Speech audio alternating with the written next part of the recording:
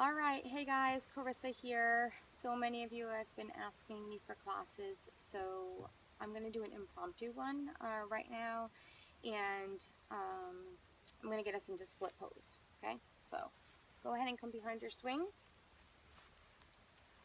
Hands will come roughly shoulders distance apart. Feet are underneath your hips, or ankles are underneath your hips.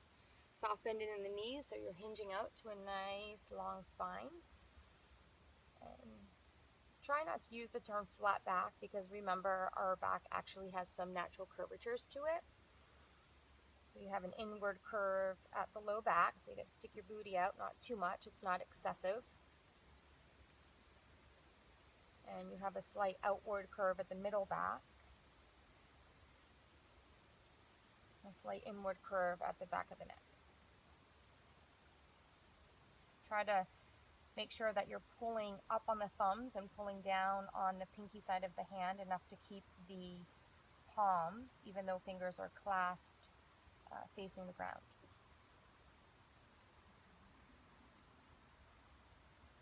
You can try to press the left hand a little further forward and the right hand a little further forward. Just notice the movement of the shoulder blade. So in order to get the arm past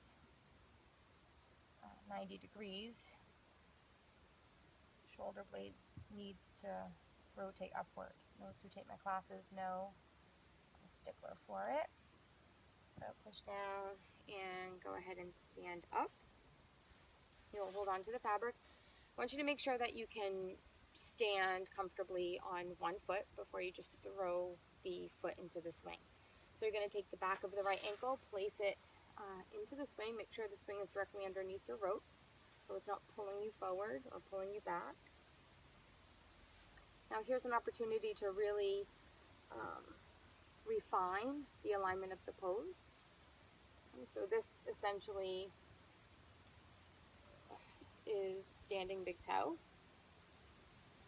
So as you hold this pose, don't think about the swing doing the pose for you. So here I can be super lazy and just let my leg fall into the swing, or I can start the process of becoming strong enough to eventually be able to hold this position on my own. Hands come to the fabric. Soft bend in the left knee to ensure that you can keep the natural lordosis of the low back. Lordosis is just what they call it when the spine curves inward excessively.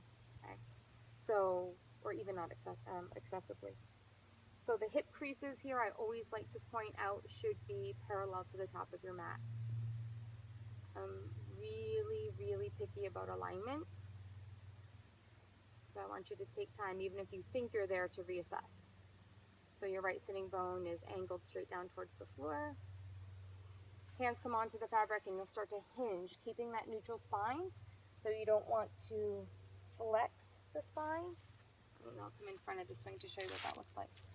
So here, when your leg is out, you don't want to be flexing or rounding the spine.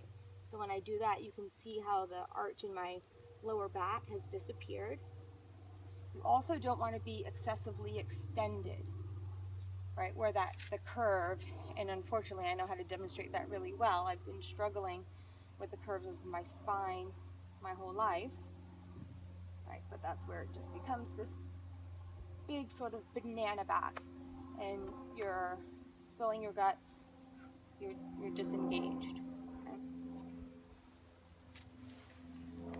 So neutral spine, folding over. If you feel pretty steady, you can make a good solid seal between your torso and your front thigh, then you can go ahead and let the inside arm drop down. Your head will fall towards the inside of the leg, and the right arm would come down to the outside. Okay, stability first, but once you're stable, then you gotta do a little more. You gotta start to become unstable again in order to continue progressing. And come all the way up. If it feels good at this point, you can certainly take the leg out. Remember, the thigh bone is rolling in the hip socket.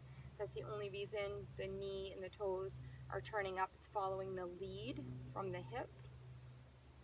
And come back through center. If you want to take a twist, since you're here, your left hand If you're mirroring, it would be your right hand, but I'll use actual.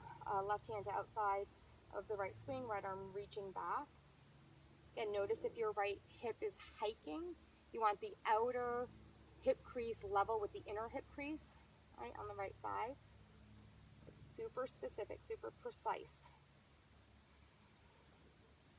So the lumbar portion of the spine is offering stability here. The majority, right, of the rotation, not all of the rotation, should be coming from the belly button, right, upward. Okay, come back through center. Go ahead and hook the fabric to just above the front knee crease. You'll come into a high lunge, sending your right knee forward, but notice what happened. As I brought my right knee forward, my right hip sassed out. Now the outer edge of my hip crease is higher than the bottom, so you can actually see through the swing how here I'm very collapsed, hanging into my joints, where I can't even hold myself up. I'm totally relying on the swing.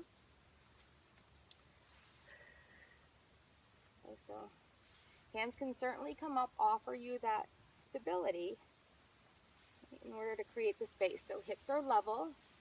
Oftentimes I find the standing foot needs to step out a little bit. I think it's just the way the swing shifts, knocking the alignment off. And arms can come out, they can go up. You can hug the fabric. Whoa. Notice how when you engage the hamstring, however, squeezing the fabric, it makes it harder to engage the quadricep. Whoa. Right, and let yourself fall. Let yourself find that edge where it's not comfortable, because you're probably at home by yourself and no one's watching, so it can't hurt to try. Right, and then the more you can do that, like me even making this video, I vowed I wouldn't even stop and edit it. So this is just one take and I'm doing it. So don't worry about looking stupid. You got to do it, because the more you do it, the better you get.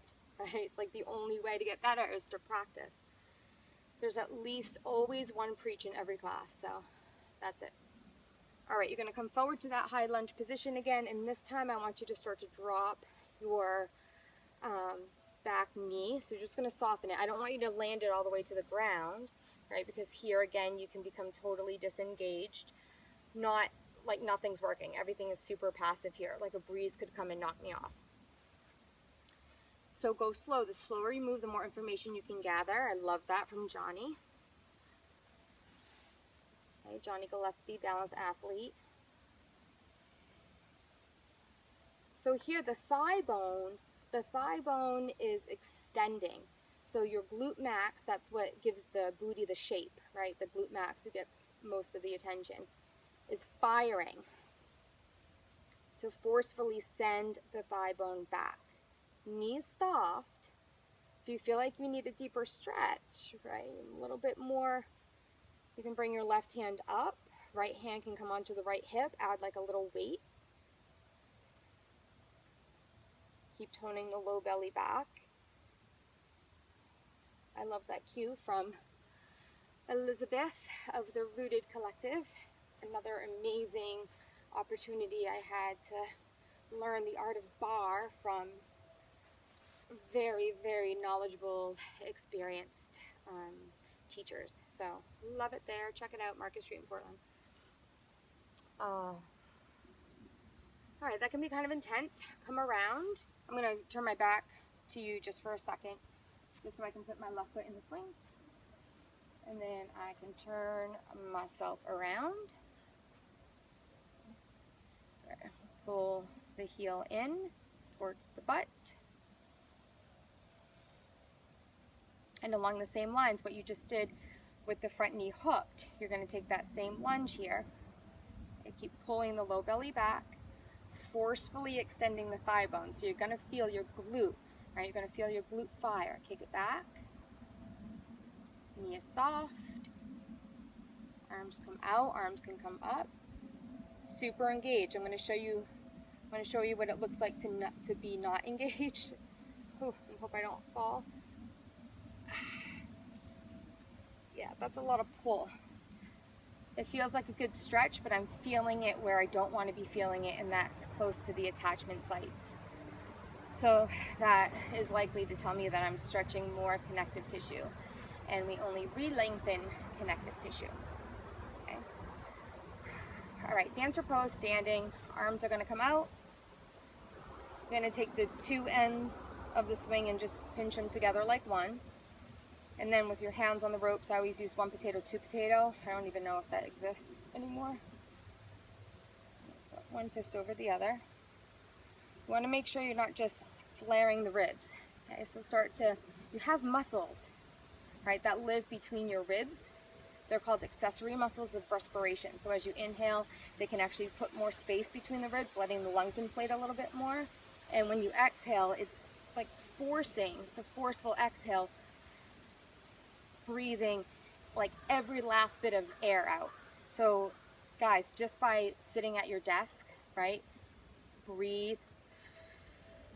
You have like no idea as I'm holding a conversation with you that I'm working my core, right? So anyhow, just ways where you can lift it. Okay, one potato, two potato. So here I'm bending my elbows, so I need to be able to flex my arm bone without extending my spine. So the intention here is just isolating flexion of the arm bone. Then I bend the elbow. So I'm flexing the elbow. And I'm going to walk my hands down the swing just as far as I comfortably can without my elbows kind of splaying out, without busting my ribs open, without letting that left knee go out, right? Because our body always wants to go into external rotation, but you want to avoid that. So you're just forcefully kicking again. It's that same forceful kick, right? So you're kicking, and as you kick, now you can start to straighten your arms. If you want to take a hinge at the hip, just keep your standing hip, right? But the great thing about the swing, easier to recover. If I was just using a strap, I would be completely probably on my ass. All right, so go ahead, you get the idea, come out, left foot comes down, and just take a moment to notice how you feel. So we'll do one more hamstring lengthener, and then we'll get into the peak pose, which is your split pose. So once again, you're going to come to your high lunge position. This is where you hook the swing just above the crease of the front knee. Swing's pulling forward. Right hip is pulling back. Now don't let the knee turn in, okay, as you come to warrior two.